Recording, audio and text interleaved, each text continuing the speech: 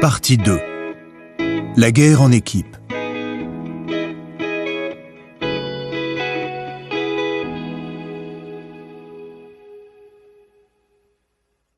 Vos idées les plus brillantes, vos stratégies les plus novatrices ne servent à rien si le groupe que vous dirigez et dont vous dépendez pour l'exécution de vos plans est irresponsable et improductif, et que tous ses membres donnent la priorité à leurs intérêts personnels.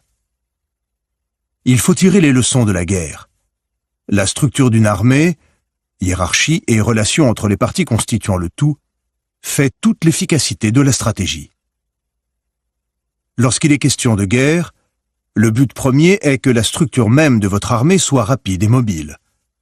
Il ne peut donc y avoir qu'une autorité au sommet pour éviter la confusion et les tergiversations d'un commandement divisé. Il faut donner aux soldats l'idée d'un but commun à atteindre, ainsi qu'une certaine marge de manœuvre pour qu'ils puissent parvenir à ce but. Ce ne sont pas des automates. Ils sont capables de réagir à des événements sur le champ de bataille.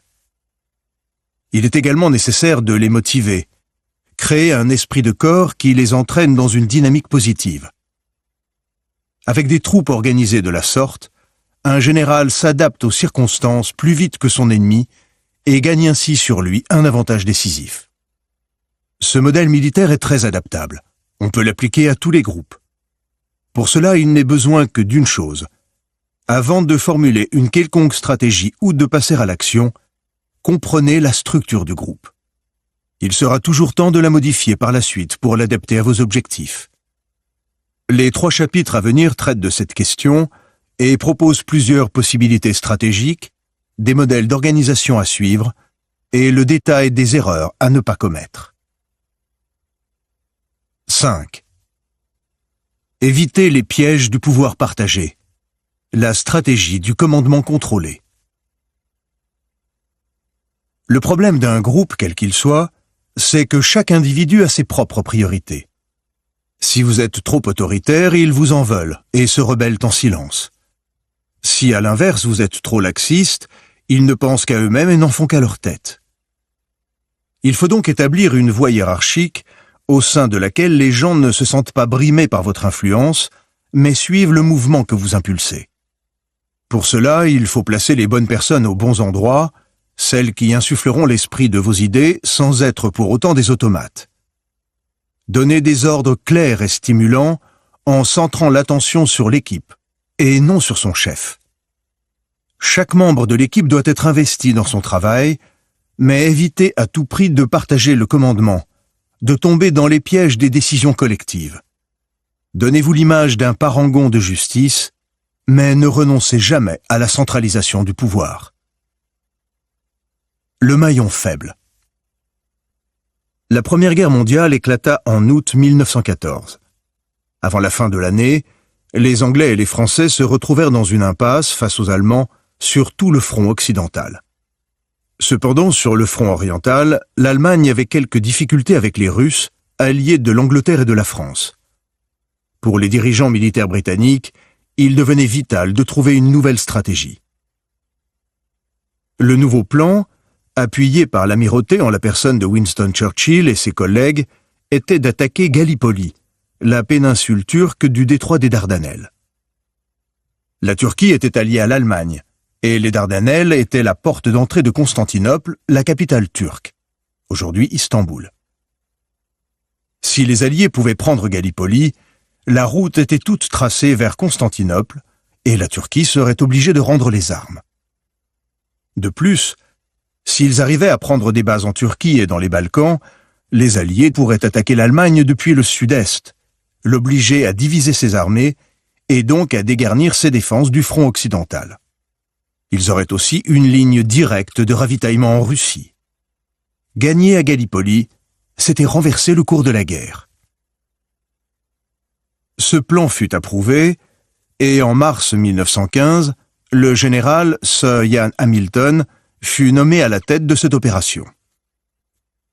À 62 ans, Hamilton était un stratège et un commandant expérimenté. Churchill et lui étaient sûrs que leurs forces, qui comprenaient des Australiens et des Néo-Zélandais, écraseraient les Turcs. Les ordres de Churchill n'étaient guère compliqués. Il fallait prendre Constantinople. Il laissait le général s'occuper des détails. Selon le plan d'Hamilton, les troupes alliées devaient débarquer à 3 endroits sur la pointe sud-ouest de la péninsule de Gallipoli, sécuriser les plages, puis se déplacer vers le nord. Ils débarquèrent le 27 avril. Mais dès le début, ce fut la confusion. Les cartes de l'armée manquaient totalement de précision, les troupes n'avaient pas débarqué au bon endroit, les plages étaient beaucoup plus étroites que prévu. Et surtout, les Turcs se battaient avec un répondant inattendu. À la fin du premier jour, la plupart des 70 000 hommes avaient débarqué, mais ne pouvaient avancer au-delà des plages, où les Turcs les assiégèrent plusieurs semaines durant. C'était une impasse de plus. Gallipoli tournait au désastre. La bataille semblait perdue, lorsqu'en juin, Churchill persuada le gouvernement d'envoyer des renforts. Hamilton mit au point un nouveau plan. Il enverrait 20 000 hommes débarquer dans la baie de Suvla à une trentaine de kilomètres au nord. C'était une cible facile. Un grand port, un terrain aisé et dégagé, défendu par une poignée de Turcs. S'ils arrivaient par là, les Turcs seraient contraints de diviser leurs forces, libérant les armées alliées au sud. On sortirait enfin de l'impasse et les Alliés pourraient prendre Gallipoli. Hamilton accepta à contre-cœur que le Britannique le plus expérimenté, le général Sir Frederick Stopford, dirige l'opération Suvla.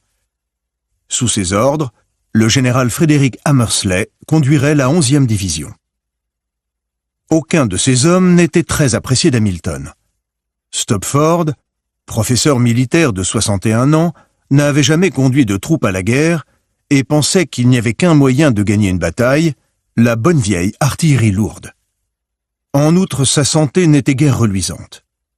Quant à Hammersley, il avait fait une dépression nerveuse l'année précédente. Hamilton avait un style de commandement bien à lui. Il expliquait à ses officiers le but de l'opération, mais les laissait gérer les détails. C'était un vrai gentleman, toujours poli et raffiné. Lors de l'une des premières réunions, par exemple, Stopford proposa des changements pour le débarquement afin de réduire les risques. Hamilton accepta poliment.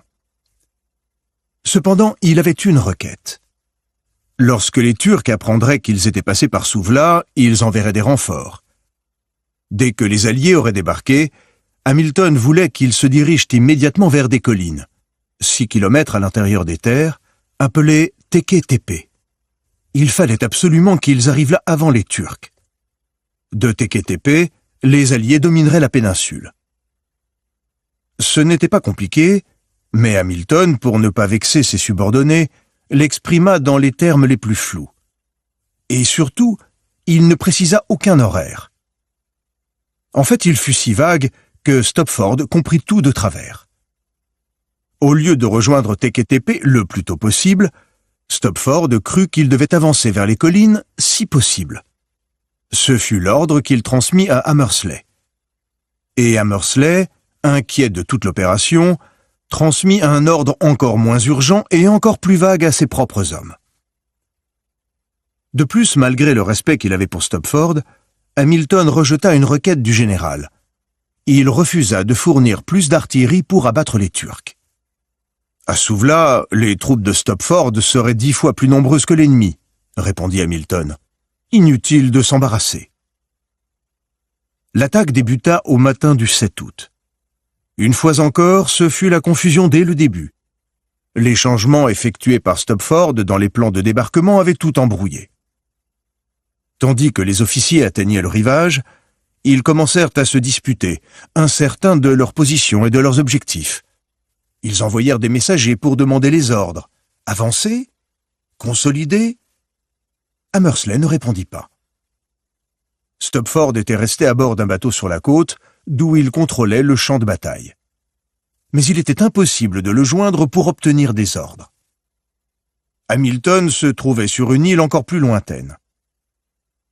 La journée fut perdue en disputes et en vaines tentatives de communication. Le matin suivant, Hamilton comprit enfin que quelque chose n'allait pas du tout. Après une reconnaissance aérienne, il se rendit compte que Suvla était resté vide, sans défense. La route vers Teke Tepe était ouverte, les troupes n'avaient qu'à se mettre en marche, mais elles ne bougeaient pas. Hamilton décida d'aller lui-même au front. Lorsqu'il atteignit le navire de Stopford tard dans l'après-midi, il trouva un général très content de lui. La totalité des 20 000 hommes avaient débarqué. Non, il n'avait pas encore donné l'ordre d'avancer vers les collines. Sans artillerie, il craignait que les Turcs ne contre-attaquent et avait besoin de quelques jours pour consolider ses positions et apporter du ravitaillement. Hamilton serra les dents pour se contrôler. 1 heure avant, il avait appris que des renforts turcs étaient en route vers Suvla. Les Alliés devaient sécuriser Teke Tepe le soir même, mais Stopford ne voulait pas se déplacer de nuit. Trop dangereux. Hamilton prit sur lui, garda son sang-froid et s'excusa poliment. Au bord de la crise de nerfs, il décida d'aller voir Hammersley à Suvla. À sa grande consternation, il trouva ses hommes allongés sur la plage en vacances. Il finit par dénicher Hammersley, qui était tout au bout de la baie, et dirigeait la construction d'un abri temporaire. Lorsqu'il lui demanda pourquoi il n'avait pas encore sécurisé les collines, Hammersley répondit qu'il avait envoyé quelques brigades, mais que celles-ci s'étaient heurtées à des tirs turcs. Ses colonels lui avaient dit qu'il ne pouvait avancer plus sans instruction. La communication entre Hammersley, Stopford et les colonels sur le terrain était extrêmement lente, et lorsqu'on avait enfin réussi à joindre Stopford, il avait répondu à Hammersley de se montrer prudent, de laisser ses hommes se reposer et d'attendre le lendemain pour avancer. Pour Hamilton, ce fut la goutte d'eau qui fit déborder le vase. Enfin, c'était trop fort. Une poignée de Turcs armés de 3 pétoires empêchait une armée de 20 000 hommes de faire 6 kilomètres. Le lendemain matin, ce serait trop tard. Les renforts turcs étaient proches. Malgré la nuit tombante, Hamilton ordonna à Hammersley d'envoyer immédiatement des troupes à Teke Tepe. Ce fut la course. Hamilton retourna à son navire, au port, pour observer la situation. Au lever du soleil, il regarda le champ de bataille à travers ses lunettes. Il constata avec horreur que les troupes alliées étaient en repli. Les forces turques étaient arrivées à Teke Tepe 1 demi-heure avant eux. Au cours des jours suivants, les Turcs repoussèrent les Alliés à Suvla et les coincèrent sur la plage. 4 mois plus tard, les Alliés abandonnèrent Gallipoli et évacuèrent leurs troupes. Interprétation. En préparant l'opération Suvla, Hamilton avait pensé à tout. Il avait compris qu'il fallait prendre les Turcs par surprise, en fourvoyant quant au lieu du débarquement. Il mit en place toute la logistique d'une attaque amphibie complexe. Ayant identifié le lieu le plus important, Teke Tepe, d'où les Alliés pourraient prendre Gallipoli, il avait mis au point une excellente stratégie, qui devait, en théorie, les mener tout droit vers la victoire. Il s'était même efforcé d'avoir des solutions de secours en cas d'imprévu, ce qui arrive toujours lors d'une bataille. Mais il oublia l'essentiel, la voie hiérarchique et le système de communication par lesquels les ordres, les informations et les décisions feraient l'aller-retour. Pour garder le contrôle de la situation et veiller à l'exécution de sa stratégie, il était absolument nécessaire que ces circuits fonctionnent à la perfection. Stopford et Hammersley étaient les premiers maillons de cette chaîne. Les 2 hommes étaient totalement terrifiés et Hamilton ne put s'adapter à leur faiblesse. Son ordre de se mettre en marche vers Teke Tepe était tout ce qu'il y avait de plus poli et distingué. Stopford et Hammersley étaient libres de l'interpréter à leur guise, selon ce que leur dictaient leurs angoisses. Pour eux, Teke Tepe n'était un but envisageable qu'après sécurisation des plages. Les colonels chargés de prendre Teke Tepe étaient les maillons suivants de la chaîne. Ils ne pouvaient communiquer avec Hamilton sur son île ou avec Stopford sur son bateau, et Hammersley était trop débordé pour véritablement les diriger. Ils étaient eux-mêmes terrifiés de prendre l'initiative et peut-être de ruiner un plan qu'ils n'avaient jamais compris. À chaque pas, des heures de tergiversation. En dessous des colonels, il y avait les officiers et les soldats qui, sans commandement, étaient totalement perdus. Le premier ordre était trop vague. À l'exécution, cela ne donnait que confusion et léthargie. La victoire dépendait de la vitesse à laquelle l'information descendait et remontait la voie hiérarchique pour qu'Hamilton comprenne ce qu'il se passait et s'adapte plus facilement à l'ennemi. Mais la chaîne était brisée et ils perdirent Gallipoli. Face à un tel échec, lorsqu'une opportunité en or nous glisse entre les doigts, on a toujours tendance à chercher un coupable. On rejette la faute sur des officiers incompétents, une technologie obsolète, une intelligence médiocre. Mais c'est faire les choses à l'envers. Cela ne règle rien et ne prépare pas de futures victoires. La vérité, c'est que tout vient d'en haut. Victoire ou défaite, cela dépend du commandement et de la voie hiérarchique que vous avez mise au point. Si les ordres sont vagues et flottants, le temps qu'ils atteignent les exécutants, ils perdent le peu de sens qu'ils avaient au départ. Lorsque les gens ne sont pas encadrés, ils révèlent immédiatement leur égoïsme naturel. Ils interprètent les ordres à leur façon et agissent selon leur propre intérêt. À moins d'adapter votre style de commandement aux faiblesses des gens que vous commandez, vous finirez forcément par rompre la chaîne de commandement. Les informations vous parviendront goutte à goutte. Une structure hiérarchique digne de ce nom n'est pas un don du ciel. C'est à vous de la mettre en place et de la surveiller. Sans cela, c'est à vos risques et périls. Tel chef, tel subordonné, c'est la règle. Xénophon, 430-355 avant Jésus-Christ. La télécommande. À la fin des années 1930, le général américain George C. Marshall, 1880-1958, prêchait la nécessité d'une réforme de l'armée. Il y avait trop peu d'hommes, ils étaient mal entraînés, et la doctrine alors utilisée n'était pas adaptée aux nouvelles technologies. Les problèmes étaient infinis. En 1939, le président Franklin D. Roosevelt devait choisir son nouveau chef d'état-major. C'était un poste critique. La Seconde Guerre mondiale venait d'éclater en Europe, et Roosevelt pressentait que les États-Unis auraient à s'en mêler. Il savait que l'armée avait besoin de réformes. Il écarta les généraux expérimentés et respectés pour désigner Marshall. Pour Marshall, c'était un vrai cadeau empoisonné, dans la mesure où le ministère de la Guerre était en situation désespérée. La plupart des généraux étaient d'une vanité monstrueuse et avaient le pouvoir d'imposer leur vue.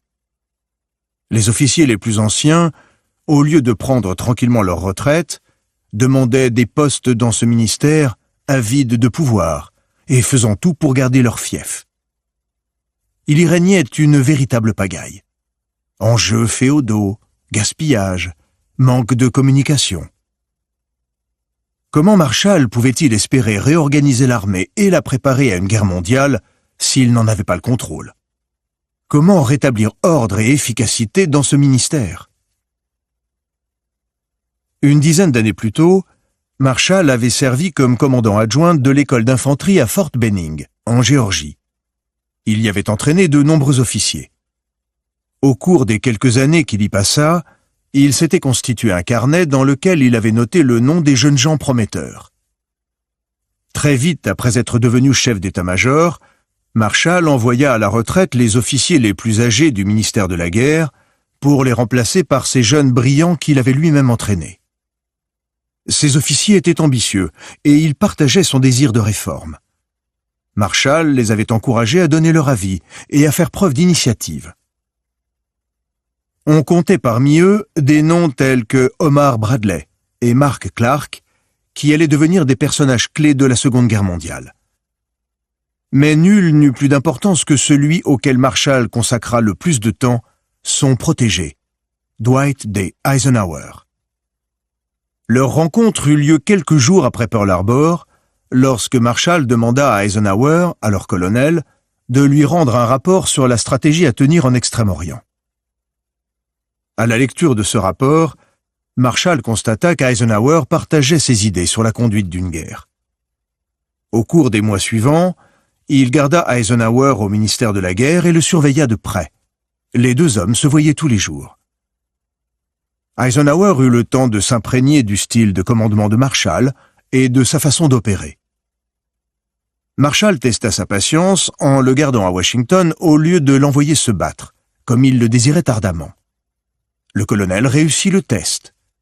Comme Marshall, c'était un homme d'un naturel sociable, une force tranquille. En juillet 1942, alors que les Américains se préparaient à entrer en guerre aux côtés des Anglais en Afrique du Nord, Marshall surprit tout le monde en nommant Eisenhower commandant en chef des forces américaines en Europe. Entre-temps, ce dernier était devenu général, mais il était encore relativement inconnu. Et au cours de ces premiers mois, les Américains n'ayant pas particulièrement brillé en Afrique du Nord, les Anglais réclamèrent qu'il soit remplacé. Mais Marshall le gardait sous son aile, l'encourageait et le conseillait. Il lui recommanda d'ailleurs de se trouver lui-même un protégé, comme Marshall l'avait fait avec lui. Ce serait une sorte d'adjoint, un alter ego, qui verrait les choses comme lui et lui servirait d'intermédiaire avec ses subordonnés. Marshall pensait au général Bradley, qu'il connaissait bien. Eisenhower accepta l'idée et reproduisit lui-même la structure que Marshall avait établie au département de la guerre. Une fois que Bradley fut en place, Marshall put laisser Eisenhower diriger les choses seul. Marshall installa ses protégés à des postes clés du département de la guerre afin qu'ils diffusent sa manière de penser. Pour se faciliter la tâche, il prit des mesures draconiennes et fit diminuer le gaspillage. Le nombre d'adjoints qui venaient au rapport passa de 60 à 6. Marshall avait l'excès en horreur. Il était connu dans le gouvernement de Roosevelt pour sa capacité à synthétiser en quelques pages une situation complexe. Les 6 hommes qu'il avait autour de lui comprirent très vite qu'un rapport trop long, ne serait-ce que d'une page, ne serait pas lu. Il écoutait leurs exposés avec une grande attention, mais dès qu'ils s'éloignaient un peu du sujet ou n'étaient pas assez concis, il détournait le regard, ennuyé et désintéressé. Il craignait beaucoup cette expression-là.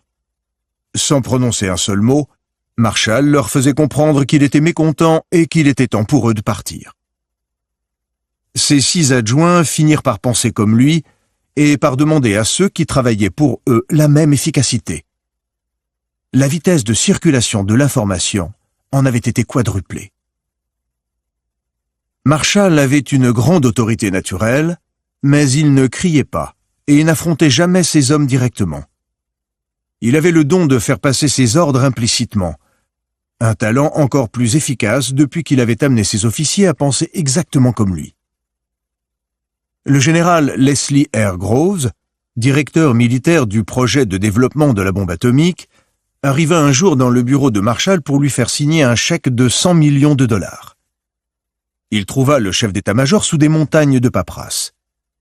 Il attendit donc que Marshall ait fini de comparer des documents et de prendre des notes. Enfin, Marshall posa son stylo, examina la demande de 100 millions de dollars, la signa et la rendit à Groves sans un mot. Le général le remercia et tournait les talons lorsque Marshall dit enfin « Cela vous intéressera peut-être de savoir ce que je faisais. Un chèque de 3,52 $ pour les graines de ma pelouse. » Les milliers d'hommes qui travaillaient sous les ordres de Marshall au département de la guerre ou ailleurs sur le terrain n'avaient pas besoin de le voir en personne pour sentir sa présence. Ils la ressentaient dans les rapports laconiques mais perspicaces qu'ils recevaient de ses adjoints, dans la rapidité des réponses à leurs questions et dans l'efficacité de l'esprit d'équipe au sein du ministère. Ils la ressentaient aussi dans les ordres d'un homme comme Eisenhower, qui s'était pleinement approprié la diplomatie et l'efficacité de Marshall. En peu d'années, Marshall avait totalement réformé le ministère de la guerre et l'armée américaine. Rares sont ceux qui ont véritablement compris comment il y était parvenu. Interprétation. Lorsque Marshall fut nommé chef d'état-major, il savait qu'il aurait besoin de beaucoup de sang-froid. Évidemment, il aurait pu être tenté de se battre contre tout et tout le monde dans tous les domaines. Les généraux récalcitrants, les querelles politiques, le gaspillage. Mais Marshall était trop intelligent pour céder à cette tentation. Il y aurait d'abord eu trop de combats à mener, et cela l'aurait épuisé. Il se serait énervé, aurait perdu du temps, et aurait probablement fini par succomber à une crise cardiaque. En essayant de contrôler tout le ministère, il se serait en outre laissé absorber par de petits problèmes et aurait perdu son recul sur les choses. Pour finir, il serait devenu un tyran. La seule façon de vaincre ce monstre à plusieurs têtes était justement de s'effacer un peu, et Marshall le savait. Il fallait déléguer. Tout contrôler, mais avec suffisamment de légèreté pour que personne ne se sente étouffé. La clé de la stratégie de Marshall résidait dans l'habitude qu'il avait de former, puis de placer ses protégés. Ces hommes étaient en quelque sorte ses clones, qui agissaient pour lui dans l'esprit de ses réformes, lui faisant gagner du temps, tout en donnant de lui l'image d'un dirigeant et non d'un manipulateur. Certes, ces réformes furent rudes, mais une fois qu'il eut apposé son sceau sur le département, l'on se rendit compte du gain d'efficacité que cela représentait. Moins de gens à gérer, moins de rapports inutiles à lire, moins de temps perdu à tous les niveaux. Une fois ce nettoyage accompli, Marshall avait eu les moyens de guider la machine d'une main de velours. Les dinosaures politiques, qui avant représentaient un obstacle, étaient à la retraite ou conquis par ce nouvel esprit d'équipe. Beaucoup s'amusaient de ce style indirect de communication, mais c'était un moyen extrêmement efficace d'affirmer son autorité. Cela pouvait prêter à sourire qu'un homme tel que Marshall s'arrache les cheveux sur une note de jardinage, mais il faisait ainsi comprendre que si le moindre centime était perdu, il le saurait immédiatement. Tout comme le ministère que l'on confia à Marshall, le monde d'aujourd'hui est complexe et chaotique. Il est plus difficile que jamais de parvenir à garder le contrôle sur une structure hiérarchisée. On ne peut ni tout gérer, ni surveiller tout le monde. Cela ne sert à rien que vous soyez considéré comme un dictateur, mais si vous renoncez et que vous abandonnez le contrôle de la chaîne de commandement, le chaos s'installe. La solution, Marshall nous la donne. Agissez à distance, comme au moyen d'une télécommande. Entourez-vous d'adjoints qui partagent votre vision des choses, mais qui sont capables de penser par eux-mêmes et d'agir comme vous l'auriez fait à leur place. Au lieu de perdre du temps en négociation avec chaque individu difficile, faites germer un esprit de camaraderie qui sera beaucoup plus efficace. Rationalisez l'organisation, diminuez les dépenses, au niveau du personnel, des rapports inutiles, des réunions sans intérêt. Moins vous passerez de temps sur des détails, mieux vous pourrez vous concentrer sur un plan d'ensemble en affirmant votre autorité de façon indirecte. Les gens suivront votre impulsion sans se sentir brimés. C'est le contrôle absolu. La folie est quelque chose de rare chez l'individu. Elle est la règle pour les groupes, les partis, les peuples, les époques. Friedrich Nietzsche, 1844-1900. Les clés de la guerre. Aujourd'hui plus que jamais, un commandement efficace demande de l'adresse et de la vivacité. La raison en est simple. Les gens sont de plus en plus méfiants vis-à-vis de l'autorité. Parallèlement, la majorité d'entre nous se considère comme une autorité dans un domaine, des officiers et non des fantassins. Éprouvant le besoin de s'affirmer, les gens ont tendance à faire passer leurs intérêts individuels avant ceux du groupe. L'esprit d'équipe est fragile et il suffit d'un rien pour le fissurer. Ces tendances affectent les leaders sans qu'ils ne s'en rendent compte. À entendre certains, il faudrait donner plus de pouvoir au groupe. Pour flatter les valeurs de la démocratie, les dirigeants demandent l'avis de tout le personnel, confient la prise de décision au plus grand nombre, laissent leurs subordonnés choisir une stratégie d'ensemble. Sans même le réaliser, ces dirigeants autorisent le politiquement correct à les envahir au point de violer l'une des règles les plus importantes de la guerre et du commandement, la centralisation du pouvoir. Avant qu'il ne soit trop tard, il faut apprendre les leçons de la guerre. Un commandement divisé est le plus court chemin vers un désastre. la cause des défaites militaires les plus sanglantes de l'histoire. On pourrait citer en exemple la bataille de Cannes en 216 avant Jésus-Christ entre les Romains et les Carthaginois, conduits par Hannibal. Les Romains étaient 2 fois plus nombreux que les Carthaginois, mais ils furent anéantis par un encerclement stratégique parfait. Bien sûr, Hannibal était un génie militaire, mais les Romains endossèrent la responsabilité de leur propre défaite. 2 personnes se partageaient le commandement de l'armée.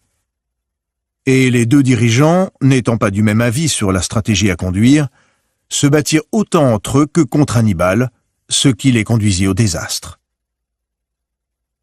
Presque 2000 ans plus tard, Frédéric le Grand, roi de Prusse et chef des armées, vainquit l'alliance de 5 grandes puissances liguées contre lui lors de la guerre de 7 ans, notamment parce que ses décisions étaient beaucoup plus rapides que celles de l'alliance, dont les pays devaient toujours se consulter avant le moindre mouvement. Lors de la Seconde Guerre mondiale, le général Marshall, conscient du danger d'un commandement divisé, insista pour qu'il n'y ait qu'un dirigeant à la tête des armées alliées. S'il n'y était pas parvenu, Eisenhower n'aurait pas réussi sa mission en Europe. Et lors de la guerre du Vietnam, tout le pouvoir reposait entre les mains du général nord-vietnamien Vo Nguyen Giap, ce qui lui donnait un avantage considérable sur les Américains, dont la stratégie était bâtie de briques et de broc par bon nombre de politiciens et de généraux. En groupe, les gens réfléchissent et agissent souvent de façon illogique et inefficace. C'est pourquoi un commandement ne peut être partagé. En groupe, les individus sont immédiatement politiques. Ils parlent et opèrent en fonction de l'image qu'ils vont donner au sein du groupe et non dans l'intérêt de leur cause. Leur but est de plaire et de se vendre, non de gagner. Là où un individu est courageux et créatif, un groupe se montre souvent pusillanime. La nécessité de parvenir à un compromis pour que chaque vanité y trouve son compte étouffe toute créativité. Le groupe a son propre esprit, et cet esprit est prudent, lent et sans imagination, voire irrationnel. Il faut donc jouer le jeu et tout faire pour préserver la concentration du pouvoir. Gardez les rênes. La stratégie globale ne doit venir que de vous et de vous seul. En même temps, sachez brouiller les pistes. Travaillez en coulisses. Donnez au groupe l'impression que chacun prend part à toutes vos décisions. Demandez leur avis aux gens, piochez leurs bonnes idées et contournez délicatement les mauvaises. Si nécessaire, faites des changements mineurs dans la stratégie pour apaiser les plus inquiets. Mais l'essentiel est de faire confiance à votre vision des choses. Une décision de groupe est dangereuse. La règle d'or d'un commandement efficace est de ne jamais le partager. L'autorité est un art qui se travaille. Souvent, la meilleure façon de saper votre propre autorité est de trop secouer les gens. Pour commander, il ne s'agit pas d'aboyer des ordres. C'est plus subtil que cela. Au début de sa carrière, le grand réalisateur suédois Ingmar Bergman se laissait souvent submerger par ses émotions. Il avait une idée très précise des films qu'il voulait faire, mais la réalisation en était tellement pénible et la pression tellement forte qu'il s'en prenait violemment au personnel, hurlant les ordres et les agressant parce qu'il n'y trouvait pas son compte. Certains lui en voulurent, d'autres devinrent des automates soumis. À chaque nouveau film, Bergman recommençait avec une nouvelle équipe, ce qui n'arrangeait rien. Mais il finit par réunir les meilleurs caméramens, directeurs artistiques et acteurs suédois, des gens qui partageaient ses goûts et en qui il avait toute confiance.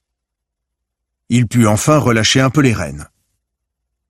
Avec des acteurs comme Max von Sydow, il n'avait qu'à suggérer ce qu'il avait en tête pour que ce dernier l'incarne à la perfection.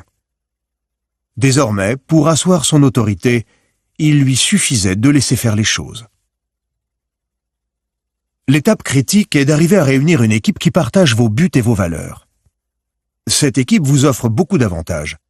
Elle rassemble des personnes motivées et ayant le sens de l'initiative, elle bâtit de vous l'image d'un dirigeant juste et démocratique, et surtout, elle représente un gain d'énergie considérable. Vous avez ainsi plus de temps à consacrer à la stratégie d'ensemble. Pour mettre au point cette équipe, Il s'agit de trouver des gens qui pallient vos défauts, qui ont les talents qui vous manquent. Lors de la guerre de sécession américaine, le président Abraham Lincoln avait sa stratégie pour combattre au sud, mais aucun bagage militaire. Ses généraux le méprisaient. Et puis, quel est l'intérêt d'une stratégie qu'on ne peut appliquer? Mais Lincoln trouva bientôt son partenaire idéal en la personne du général Ulysses S. Grant, qui pensait comme lui qu'il valait mieux se montrer offensif et qui, de plus, n'avait pas une vanité démesurée. Quand Lincoln découvrit Grant, il s'appuya sur lui, le mit aux commandes et lui confia la conduite de la guerre. Cela dit, attention de ne pas vous laisser séduire par la culture et l'intelligence. Il est aussi primordial que les personnes que vous choisissez aient un tempérament adapté au travail en équipe et soient capables de prendre des responsabilités et de se montrer indépendantes. C'est la raison pour laquelle Marshall a longtemps testé Eisenhower. Peut-être n'avez-vous pas de temps à perdre, mais ne choisissez jamais quelqu'un simplement pour son brillant CV. Voyez au-delà et jaugez sa personnalité. Reposez-vous sur l'équipe que vous avez créée, mais n'en devenez pas l'esclave et ne lui donnez pas trop d'importance. Franklin D. Roosevelt avait son tristement célèbre Brain Trust, des conseillers et des membres de cabinet dont il dépendait pour leurs idées et opinions. Mais il ne les laissait jamais véritablement prendre des décisions et les empêcha de gagner trop de pouvoir au sein de l'administration. Ils étaient des outils qui amélioraient ses propres capacités et lui faisaient gagner du temps. Il avait compris que la concentration du pouvoir était indispensable et il ne fut jamais tenté de violer ce principe fondamental. Le rôle principal d'une telle structure est de faire circuler l'information des tranchées au commandement le plus vite possible, afin que l'on s'adapte rapidement aux circonstances. Pour que l'information circule efficacement, la chaîne doit être courte et rationalisée. Pourtant, même ainsi, l'information est trop souvent diluée. Les détails révélateurs sont banalisés à mesure qu'ils passent d'échelon en échelon. Certains se permettront d'interpréter l'information et de filtrer ce qui vous parvient. Pour une connaissance directe, il faut parfois aller soi-même sur le terrain. De temps à autre, Marshall se rendait incognito sur une base pour constater par lui-même si ces réformes avaient été correctement mises en place. Il lisait aussi le courrier des soldats. Mais aujourd'hui, où tout devient complexe, cela vous prendrait malheureusement trop de temps. L'historien militaire Martin Van Creveld parle de l'indispensable longue vue. Des individus à différents points de la chaîne, un peu partout, qui vous donnent directement des informations du champ de bataille. Ces personnes, un réseau d'amis, des alliés, des espions, permettent de contourner la chaîne habituelle, trop lente. Napoléon était maître à ce jeu-là. Il avait mis en place une sorte de brigade de l'ombre, de jeunes officiers de tous les domaines, choisis pour leur loyauté, leur énergie et leur intelligence. Au moment clé, il les envoyait sur le front ou dans une garnison, voire chez l'ennemi, sous couvert de diplomatie, avec des instructions secrètes pour obtenir des informations que le réseau normal ne pouvait lui apporter. D'une manière générale, il faut cultiver ces longues vues et en disposer un peu partout dans le groupe. Elles vous donneront de la souplesse dans les opérations, de la marge de manœuvre là où l'environnement est habituellement rigide. Dans cette chaîne de commandement, les bêtes politiques sont le plus grand risque. Ces personnes sont inévitables et poussent comme de la mauvaise herbe dans n'importe quelle organisation. Non seulement elles ne pensent qu'à elles-mêmes, mais elles n'agissent qu'en fonction de leurs propres intérêts et ruinent l'esprit de groupe que vous avez péniblement fait mûrir. Elles interprètent les ordres comme cela les arrange, trouvent la faille dans n'importe quelle ambiguïté et fissurent la chaîne de commandement. Il faut s'en débarrasser avant même qu'elle ne s'installe. En montant votre équipe, observez attentivement le parcours des candidats. Sont-ils plutôt remuants? Passent-ils souvent d'un endroit à un autre? Si c'est le cas, cela témoigne d'une incapacité à s'investir dans un groupe. Soyez aussi sur vos gardes lorsqu'une personne partage exactement vos idées. Elle vous imite pour vous séduire. Ce genre d'individu était monnaie courante à la cour d'Élisabeth Ier d'Angleterre. Elle avait trouvé la bonne solution, elle ne disait rien. Sur quelque sujet que ce soit, personne en dehors de son cercle le plus intime ne savait ce qu'elle pensait. Du coup, impossible de la caresser dans le sens du poil, ni de cacher ses intentions derrière de fausses opinions. Voilà qui était très sage de sa part. L'autre solution est d'isoler les taupes politiques, de ne pas leur laisser le loisir de manœuvrer au sein du groupe. Marshall y parvint en créant un esprit d'équipe très fort. Ceux qui n'étaient pas dedans se trahissaient immédiatement. Dans tous les cas, ne vous montrez pas naïf. Après avoir repéré les taupes, il faut agir vite pour les empêcher de se construire un réseau qui saura mettre à mal votre autorité. Enfin, prêtez une attention particulière aux ordres en eux-mêmes, dans le fond comme dans la forme. Un ordre vague ne vaut rien. Au moment où il est transmis, il est forcément modifié, et l'équipe qui le reçoit n'apprend rien, bien au contraire. Il faut absolument être clair et savoir ce que l'on veut avant de donner un ordre. Mais attention, si celui-ci est trop précis, trop spécifique, il encourage les exécutants à se conduire comme des automates, à cesser de penser par eux-mêmes, et c'est une erreur. Il faut savoir trouver un juste milieu. Napoléon est une fois de plus un exemple à suivre. Ses ordres regorgeaient de détails savoureux qui faisaient comprendre à ses officiers sa façon de réfléchir, tout en leur laissant la liberté d'interprétation. Il énonçait les diverses éventualités possibles, leur suggérant ainsi la manière d'adapter ses instructions en cas de nécessité. Et surtout, il les motivait. La forme communiquait ses idées autant que le fond. Un ordre bien formulé est infiniment plus puissant que le même ordre mal formulé. L'exécutant ne se sent plus le laquais qui obéit à un lointain empereur, mais le valeureux soldat au service d'une grande cause. Un ordre terne, guindé, n'encourage pas une exécution précise et rapide. À l'inverse, des instructions claires, concises et motivantes poussent les troupes au combat. Image, les rênes. Un cheval sans bride ne sert à rien, mais il est tout autant inutile de trop tirer sur les rênes dans un vain effort pour contrôler l'animal. Il faut lâcher la bride, tenir les rênes avec souplesse, de manière à ce que le cheval ne perçoive aucune pression, mais qu'il sente le moindre changement de tension et y obéisse. C'est un art difficile à maîtriser. Autorité. Un mauvais général vaut mieux que deux bons. Napoléon Bonaparte, 1769-1821. A contrario. On ne tire rien de bon d'un commandement divisé. Si un jour on vous en propose un, déclinez, car ce sera un échec, et vous en serez tenu pour responsable. Mieux vaut prendre un poste moins élevé et laisser la place à quelqu'un d'autre. Toutefois, il vous faut prendre avantage de cela chez votre adversaire. Ne soyez pas intimidé par une alliance contre vous. Si vos opposants partagent le commandement, s'ils sont régis par un comité, vous avez un avantage considérable sur eux. Suivez l'exemple de Napoléon et trouvez-vous des ennemis qui fonctionnent ainsi. La victoire vous est acquise.